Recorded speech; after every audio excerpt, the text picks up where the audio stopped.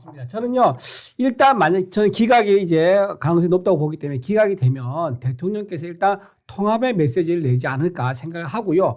일단 지금 현재 국론 분열로 지금 거의 5개월째 가까이 지금 장기적으로 국정 공백 상태가 되고 있지 않습니까? 국론 분열을 통합의 메시지를 내면서 저는 산불 현장으로 먼저 대통령이 가지 않을까라고 생각합니다. 그러면서 예비비 빨리 집행하는 거, 그 다음에 지금 추경 10조 우리 지금 정부가 편성하고 있는 걸로 알고 있는데요. 10조 추경이 빨리 통과돼서 필요한 사람들께 적재적소로 나눠지는 그런 민심 수습책 할 것 같고요. 마지막으로는 트럼프 대통령과 지금 당선인과 대통령이죠.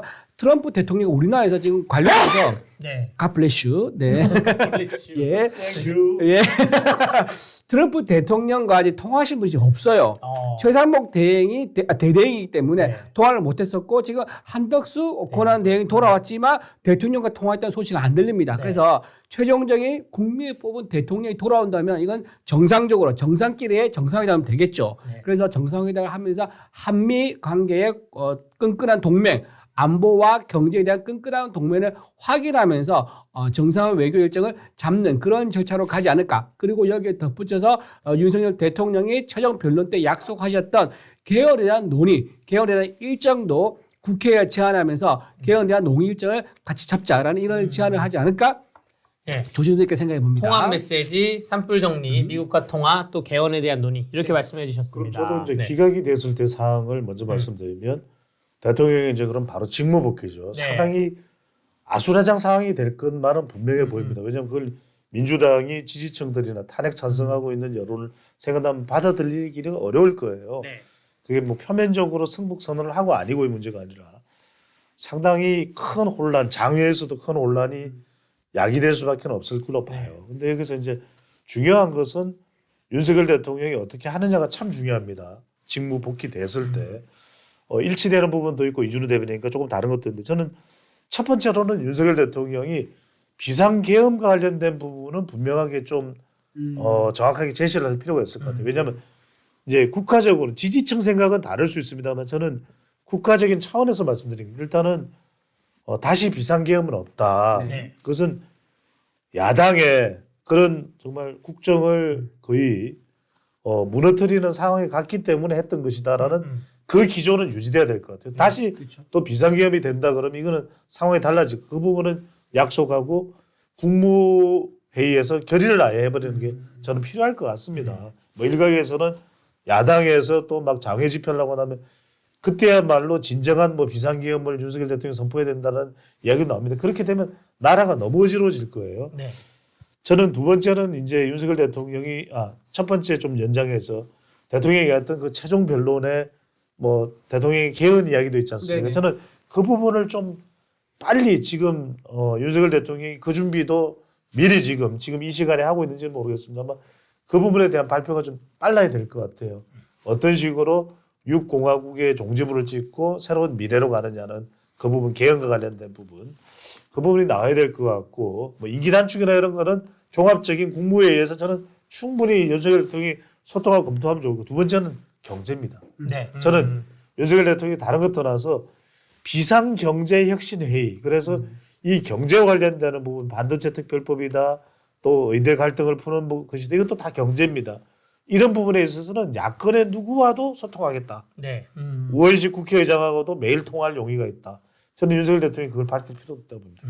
그러면 국민들은 대통령이 정말 힘든 이 시간을 간통하면서 그래도 무엇이 국정이 중요한지에 대해서는 다시 생각을 했겠구나라는 걸 또 인식할 수가 있는 것이고 세 번째는 저는 이준우 대변인과 동일하지만 조금 더 구체적으로 말씀드리면 저는 적어도 윤석열 대통령이 4월 안에는 미국으로 가야 된다고 봅니다. 이게 내에 어떤 국내에 이 여러 불안정한 부분도 수습할 수가 있고 대통령이 가서 트럼프 대통령과 어깨를 나란히 해야 일단 외국에서 볼 때 한국이 다시 돌아왔구나. 대한민국이 다시 제자리로 돌아왔구나. 기각이 됐을 경우를 이제 가정해서 말씀드리는 겁니다. 그러면서 상호 관세나 조선업 진출이나 이런 부분들이 굉장히 밀도 있게 논의될 수 있지 않습니까? 그러면 우리 경제에 대해서 좀 해법도 보이고 그런 것이 가능하기 때문에 저는 대통령이 4월 안으로는 미국으로 가서 워싱턴 D.C.에서 정상회담을 가질 필요가 있다라는 말씀입니다. 아마 그 두 분의 이제 말씀이 거의 일치를 하면서 하나 약간 저는 급하게 해야 되실 게 직무가 바로 복귀하거든요. 네. 바로 복귀하시는데 뭐 헌법재판소에 직접 나와서 선고를 듣는 건 아니실 것 같고 경호처의 경호 문제 때문에 아마 그 주말 사이로 경제부처 수장회의 뭐 이 정도는 여서야 되지 않을까 생각이 됩니다. 국무회의 같은 경우에는 다음 주에 열린다 하더라도 뭐 주말에도 국무회의는 열 수 있긴 있습니다. 긴급 국무회의는 먼저 열 수도 있지만 경제부처에 대해서 먼저 긴급 점검을 하고 가지 않을까. 그런 다음에 산불 갔다가 미국하고 통화도 했다가 그렇죠. 그 사이에 통합 메시지 냈다가 또 개헌에서 준비를 했다가 이렇게 일련의 그 과정을 지나갈 거고요. 자, 그러면 기각됐을 때 대통령실이 이렇고 국민의힘 당은 어떨 것이냐. 기각됐을 때 국민의힘 당.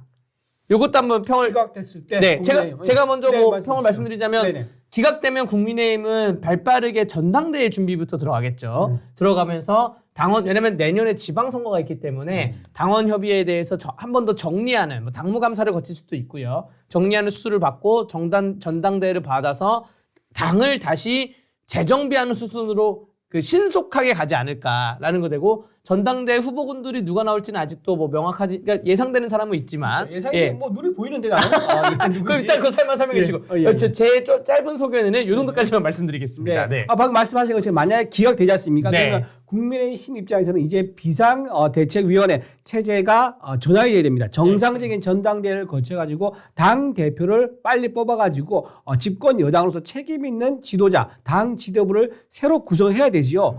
지금 당 지도부 이런 말 뭐 하기가 조금 빠를 수도 있지만 네. 지금 당권의 유력한 주자들로는요 나경호 의원도 있고 윤상희 의원도 있고 원희룡 의원도 있고 여러분들이 원희룡 전 장관이죠. 여러분들의 논의가 있습니다. 그리고 또 하나 말씀드리면 전한길 강사가 혹시나 무슨 역할을 하지 않을까? 예를 들면 전당대회에서 최고위원으로 출마하지 않을까? 이런 가능성도 전혀 배제할 수는 없습니다. 네. 왜냐하면 전한길 강사가 워낙 지금 이 상황 속에서 많은 우파와 국민들에게 지지를 받았기 때문에 이렇게 라이징 스타 이렇게 떠오르신 어떤 위기 속에서 이렇게 갑자기 빛이 나는 분이 등장했을 경우는 보통 이렇게 사라지지가 않습니다. 사라지게 주변에서 놔두지를 않지요. 네. 그래서 아마도 전환길 강사의 행보가 어떻게 되냐 이거를 지켜본 것도 아마 중요한 포인트가 될 것이다. 그리고 당에서는요 재빨리 수습을 하면서 지금 친윤뿐만 아니라 친한까지 죄송합니다.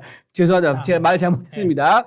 친윤과 반윤 구분 없이 빨리 이 전국을 수습을 해서 정상적인 당정 관계를 유지할 수 있는 체질 전환, 시스템 전환이 반드시 필요하다. 그 말씀을 좀 저는 드립니다. 요거는 했으면 좋겠어요. 계엄 때 우리가 12월 3일 계엄 때 할 일이 있었는데 네. 계엄 때문에 못한 일이 있습니다. 뭐죠? 당원 게시판 문제에 대해서 훌륭하다. 얘기를 하다가 말았어요. 그렇죠. 당원 하다가 게시판에 말았지. 대해서 그 대통령이 네. 기각돼서 당이 재정비하면서 요거 하려던 건 해야죠. 그거 한번 했으면 그렇죠. 좋겠습니다. 맞습니다. 어떻게 보십니까? 기각되면 저는 결국은 민주당도 한번 얘기해 주시고 그렇죠. 네. 예. 이제 탄핵 정국이 이제 대통령이 기각되는 걸 우리가 먼저 경우의 수로 네, 보는 거니까요. 이따가 인용 얘기하겠습니다. 네, 네, 네. 일단 그렇게 되면은 저는 중요한 게 윤석열 대통령도 지지율을 올려야 된다. 저는 데이터 전문가이기 때문에. 네. 그리고 국민의힘도 지지율이 올라야 돼요. 네. 그것은 결국 실력 정당입니다. 네. 어떤 것을 했을 때 지지율이 올라갈 수 있냐. 대통령도 오로지 민생, 네. 국민의힘도 오로지 민생입니다. 그러니까 저는 정부와 이 집권 여당이 협력을 해서 민생을 어쨌든 집요하게 굉장히 집중적으로 관리가 되도록 하는 것. 네. 이 노력을 하는 것이 굉장히 우선적이에요. 그래야 국민들이 조금이라도 혼란을 줄일 수 있는 방법입니다. 네. 두 번째는 뭐냐면 저는 여의도 연구원의 기능을 절대적으로 강화해야 된다. 여의도 연구원 지금 이 상태로 안 됩니다. 정말 여의도 연구원은 중진 의원이 딱 책임을 지고 정말 박사급 역량을 가지고 있는 사람을 여러 명 채용해서 네. 그 사람들을 안정적으로 가져가면서 정말 제대로 된 그런 보고서들을 끄집어낼 수 있는 그런 제대로 된 보수 싱크탱크로 이건 수도 없이 수십 년을 이야기해왔던 게 안 되고 있어요. 그걸 해야 돼 이번에. 세 번째는 저는 결국 중도층을 끌어들이는 것은 당의 매력입니다. 네. 대통령의 매력이기도 하지만 그럼 당이 혁신을 해야 돼요. 그런데 정작 혁신위원회에 있다고 해서 혁신했습니까? 못했죠. 탄핵 정국이 되니까 더군다나 못했죠. 네. 그러니까 언제까지 이재명이 재판에 기대해서 경쟁력을 키울 수는 없어요. 네. 정말 실력으로 봤을 때, 야, 저 사람, 야, 저 정당, 별로 나 마음은 들지 않지만 실력이 있어. 이 평가를 받아야 되거든요.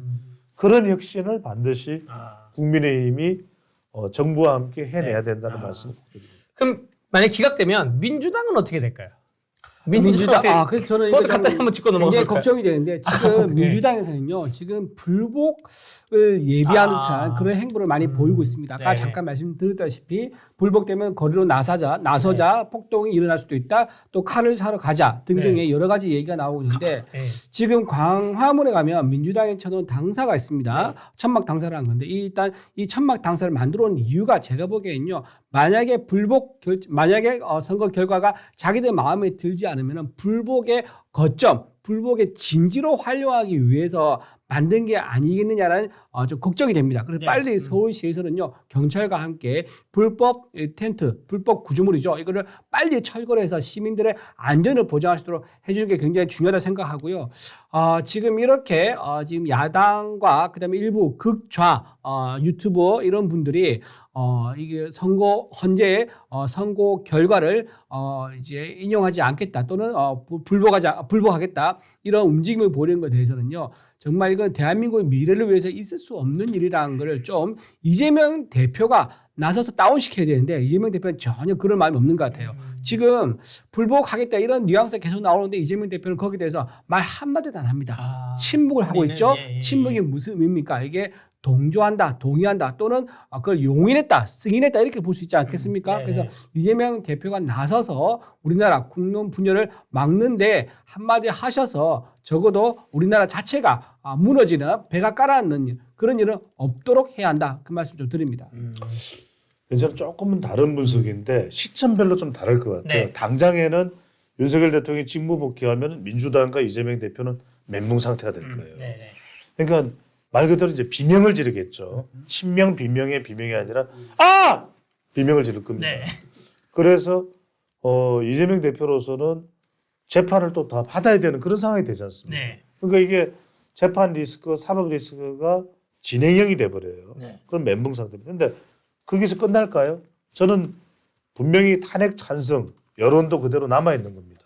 또 민주당 지지층들도 그대로 유지가 되죠. 그게 뭐 어느새 꺼져버리지는 않아요. 그러면 이 세력을 결집할 거예요.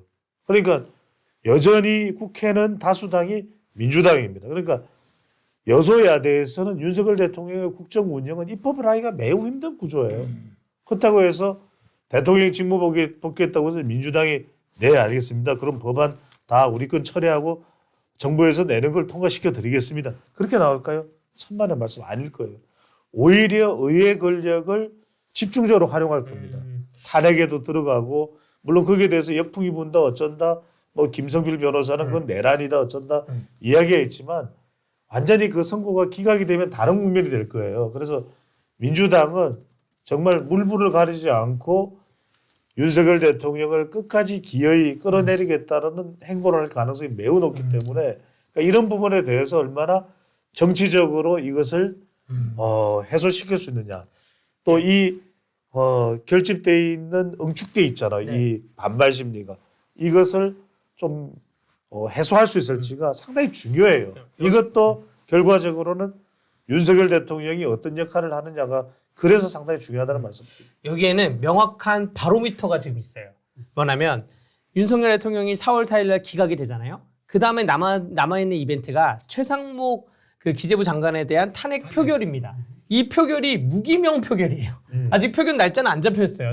뭐 다음 주 월요일이나 화요일 날 하겠죠. 이번 주 뭐 4월 오늘이나 내일 날 본회의나 올린다고 하니까 올리게 되면 다음 주 월화수 중에 표결을 할 텐데 그럼 이게 무기명 투표니까 여기서 이제 민주당 내부에서 야 더 이상 이재명 못 따라간다. 지금 이 사람 지금 깜빵 교도소 갈 사람일 수도 있다. 못 따라가겠다라고 해서 그게 이제 민주당이 단일 대우로 각성할지 아니면 분열이 생길지 바로미터가 최상목 탄핵 소추안에 대한 그렇죠. 무기명 표결이 될 수 있다 저는 보고요. 아니면 그 탄핵 소추안 자체를 처리할 수도 있다고 봅니다.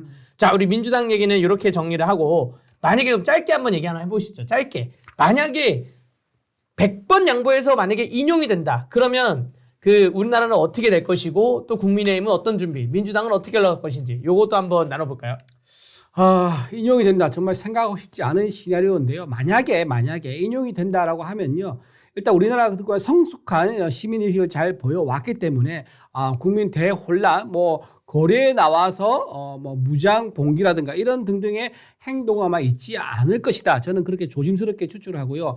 아마 국민들의 성숙한 시민 의식으로 야당이 폭거에 대해서 오히려 더 그걸 견제하는 그런 결집된 행동을 보이지 않을까라고 생각합니다. 즉 이재명 대표가 만약에 대통령이 되는 이런 경우는 우리가 막아야 된다라고 하면서 반 이재명 세력들, 반 이재명 어떤 진영에 대한 고도의 결집, 그동안 보지 못했던 고도의 결집이 일어나지 않을까라는 생각을 좀 해보고요. 그렇다고 하면 만약에 조기 대선이 일어난다 하더라도 오히려 정권이 연장되는 그런 상황이 저는 일어날 것이다. 그렇게 봅니다. 인용이 됐을 글쎄요. 때 인용은 뭐 다른 거 생각할 필요 없이 인용이라고 하면 조기 대선이잖아요. 네. 그냥 대선으로 넘어가는 거예요. 그래서 저는 한편으로는 단기적으로는 이재명 대표가 뿜뿜 네. 또는 민주당이 의샤 네. 이런 상황으로 보일 수 있을 거예요. 왜냐하면 그거는 보수로서는 기각을 기대하고 있다가 한 대 얻어맞는 격이 되는 거잖아요. 네. 세게. 네. 그렇기 때문에 정신을 못 차리고 좀 그러기 상태가 될 겁니다. 그런데 이 대선이 길지가 않고 60일이에요. 네. 그래서 계속해서 보수가 그러면 넋을 놓고 있을 거냐? 그렇지 않을 걸로 봐요. 이게 여론이라는 게 여러분들 지금 이 선거 결과가 만약에 이제 가정하는 거니까 인용이 나오면 큰 보수로서는 충격이에요. 단기적으로는. 네. 하지만 곧 어떻게 상대는 누구? 이재명 대표. 그러면은 선거는 무슨 선거? 대선. 네. 대선을 졌을 때 어떤 상황이 된다라는 것은 유권자들이 지지층들이 다 아는 거잖아요. 네. 네. 그래서 저는 또 비슷해질 것이다. 네. 이재명 대표와 그 다음에 이 국민의힘 후보의 양자 대결에서는 시간이 지나면서는 대선을 한 달여 남겨놓고 나서는 굉장히 비슷해질 거예요. 물론 이건 인용이 됐을 때 이야기를 드리는 겁니다. 네. 그래서 저는 일각에서는 그런 이야기를 합니다. 그래도 이재명 대표가 거의 결정적으로 유리한 쪽으로 가는 거 아니에요? 몰라요. 모르죠. 왜 그러냐면 윤석열 대통령이 인용으로 물러나는 상황이 되면 사람들 심리에는 어떤 조선일보 논설에도 나오잖아요. 이재명 대표가 안 된다라고 하는 그 심리가 제일 강한 것이 지금 보수층이에요. 중도층에서도 그게 남아있어요. 그러면 누가 국민의힘 대선 본선 후보가 되느냐. 그리고 이른바 국민의힘이 흩어지지 않고 결집이 되느냐. 이게 중요한 겁니다.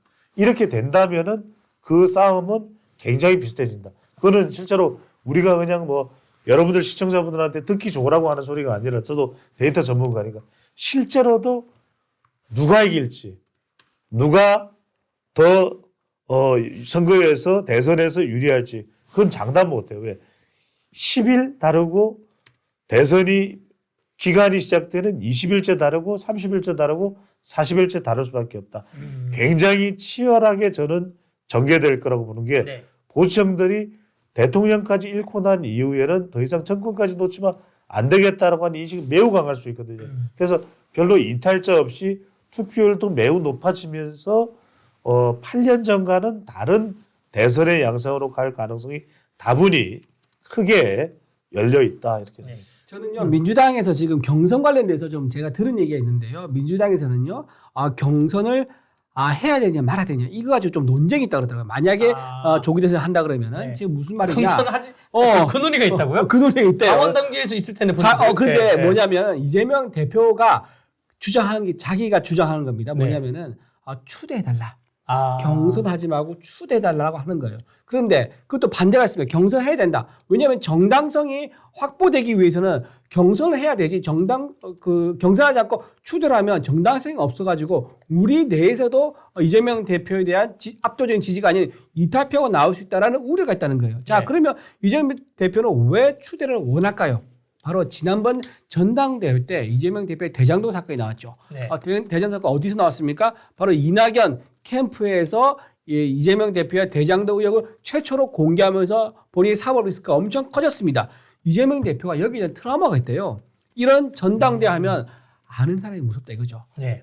내가 지금 민주당에서 내 텃밭이 줄 민주당이었고 거기서 쭉 활동해 왔는데 경선을 하게 되면 사실 뭐 이제 목숨 걸고 정치적 생명을 걸고 하는 거 아니겠습니까? 그러면 그 경선에 나온 경쟁자들이 또 나에 대한 어떤 의혹이라든가 나에 대한 또 어떤 정황이나 증거 같은 걸 또 폭로하면서 사법 리스크가 2개, 3개 더 생길 가능성을 본인이 걱정한다는 거예요. 그래서 본인은 좀 추대를 원하고 있다 하면서 나온 얘기고 민주당 내에서 다른 이제 의원들 전 의원들 포함해 가지고 무슨 소리냐 경선을 하자라는 그런 논란이 민주당 내에 있다는 것도 제가 더불어 말씀드립니다. 그 비슷한 사례가 2002년을 보세요. 2002년에는 그때 한나라당의 이해창 총재는 거의 대세론이었잖아요. 그렇죠. 말 그대로 지금의 이재명 대표하고 이 대세 상황은 큰 차이가 없을 거예요. 만약에 이제 윤석열 대통령이 인용된다면 더더군다나 이제 그런 상황인데. 근데 결과적으로 그 당시에 2002년에 지방선거에서 참패를 하고서 노무현 대통령도 사실 지금의 탄핵 정국하고 비슷한 상황이었어요. 여당이었지만. 그런데 결과적으로 시간이 지나면서 대선 날짜가 가까워지니까 어떻게 돼요? 단일화, 그다음에 이해창 대사련으로도 금이 가고 결국에는 당선이 되거든요. 그러니까 이건 몰라요. 여러분들 생각할 때는 마치 다 가진 듯 또 내 것이다, 따놓은 당상이라고 생각했을 때가 생각지도 못한 변수들이 생겨요. 그렇잖아. 강대규 변호사도 그런 거 많이 경험해보잖아요. 이건 내가 확실해서 그냥 이기는 또는 합격하는 거다라고 생각했는데 안 되는 경우들을 우리가 많이 보잖아요. 주변에서도 그렇고 내 스스로도 그렇고 그런 상황이 저는 지금 이제 대선으로 만약 간다면 이제 인용이 됐을 때 이야기니까 직무 복귀한다면 이건 대선은 없는 거예요. 그렇죠, 그렇죠. 근데 만약에 인용이 되면 날짜는 6월 3일이 유력하거든요. 대선 투표일이. 근데 6월 3일이 어떤 날이냐? 이재명 위증교사 재판부가 변론 종결하겠다라고 어제 발표한 날이에요. 그런 날이에요. 그리고 여러분들 아마 민주당 내부에서도 대한민국 역사든 뭐 동아시아 역사든 전 세계 역사에서 형사 재판을 받는 사람이 대통령에 당선된 사례가 없습니다. 왜냐? 대통령이 만약에 당선돼도 재판 계속 다녀야 되거든요. 백현동, 대장동, 성남FC, 대북송금, 위증교사 이 재판을 계속 다녀야 돼요. 그렇기 때문에 그리고 만약에 그러다 공직선거법 뒤집어지면 뭐 이제 상황이 지금 애매해지거든요. 그렇기 때문에 헌법재판관분들도 이러한 정무적인 걸 모두 고려를 해서 기각시키고 대통령을 돌려놓을 겁니다. 왜냐하면 이 계엄에 대한 판단도 하겠지만 향후 대한민국 만약에 인용을 했을 때 조기 대선이 만약에 열리면 만약에 이재명이 되면 대한민국 진짜 이상해지는구나. 이상해진다는 게 뭐 이재명 개인이 뭐 불법하는 사람이다 이런 게 아니라 정말 이 공직선거법과 대선과 뭐 형사재판 받는 사람이 대통령 후보되고 이게 이상해지는구나라고 해서 시간을 더 주자. 조기 대선 하지 말고 그냥 차기 대선으로 예정대로 가자. 2027년으로 가자. 혹은 아니면 대통령이 임기 개헌 단축을 하겠다고 하니까 그 정도의 시간을 주자. 2026년에 한번 해보자. 이런 식으로 해서 반드시 기각이 나올 거라고 생각이 됩니다. 맞아요. 헌법재판관 입장에서는요. 지금 만약에 인용을 해버리잖아요. 그러면은 자기들의 결정이 이재명 대표를 대통령으로 만드는 이런 결정이 된다는 부담감을 크게 느끼고 있습니다. 그렇죠. 더군다나 지금 이재명 대표가 이끄는 지금 민주당이 어땠습니까? 이재명 대표의 사법 리스크가 있으니까 그거를 무죄로 만들어버린 입법까지 한 정당이거든요. 정말 무도한 정당이고 입법 법률에 관련되신 분들 특히 판사들은요. 이건 상상할 수 없는 자기가 혐의를 받고 있다고 그 혐의를 무죄로 만들어버린 입법까지 내는 그것도 한두 건이 아니죠. 그렇게 내버리는 정당에 대해서 어떻게 그 사람이 그 정당의 대표를 대통령으로 만들게 하겠느냐. 우리나라가 정말 이상한 나라로 갈 수 있는 그런 기회를 내 손으로 땅땅땅 하는 이런 선택을 하지 않을 가능성이 매우 높다. 이런 말씀드립니다. 그러니까 금요일 한번 보자고요. 저는 이런 말씀을 계속 드리는 게 결국 다른 방송에서도 이야기를 했지만 결국은 재판관 한 사람의 생각은 그 재판관의 그동안의 삶과 또 법력과 이런 것을 기준으로 해서 판단을 내리는 거예요. 같을 수가 없어요.